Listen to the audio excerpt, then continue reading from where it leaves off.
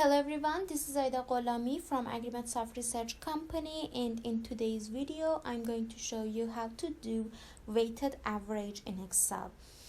So as you can see in my brief explanation of my video, you can see that I'm going to explain weighted average with my focus on students' marks here, and this video will contain contents about what is weighted average, what's the difference with normal average, and what does SUMPRODUCT do, and how it will help us in calculating weighted average. So let's go ahead. Here, as you can see, I have some students, and I have their work in the semester. I have the results for their projects, for their quiz, for their homework, and finally for their final exam. I have this data for all of my students here. I have also the weights. So what is the weighted average? What should I calculate weighted average and not the simple average for the results? Weighted average is a handful tool when you have elements in your average which do not share the same importance. So here my final exam is more important than the homework. You can see it has 40 it shares the 40 parts of 100, but homework only shares 10 parts of the 100.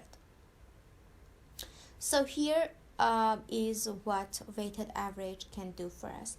And the difference with normal average is that normal average has each element with the same importance.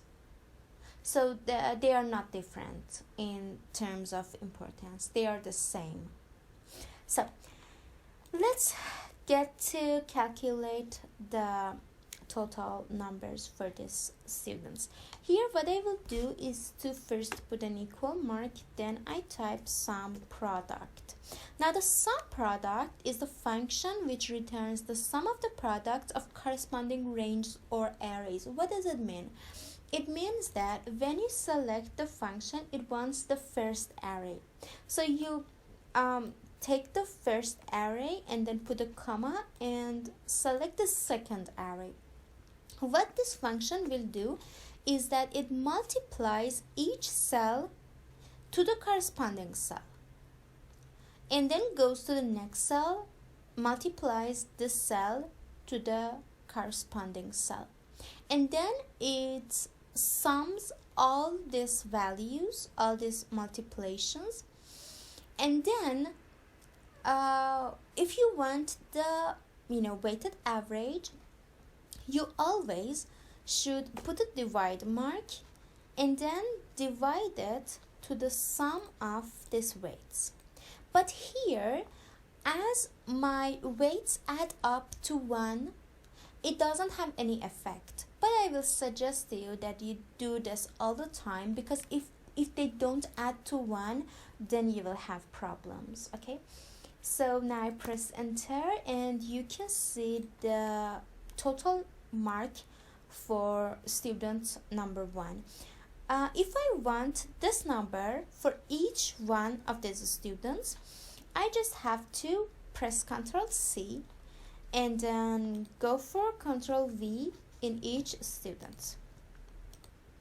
You can see if I select this cell and double click on that, you can see that it automatically moves these cells and arrays to each place that I pasted. So I guess that's it for today's video. I hope you learned something new. Please don't forget to give this video a thumb up and subscribe to Agreement channel. I will see you in the next video, and bye.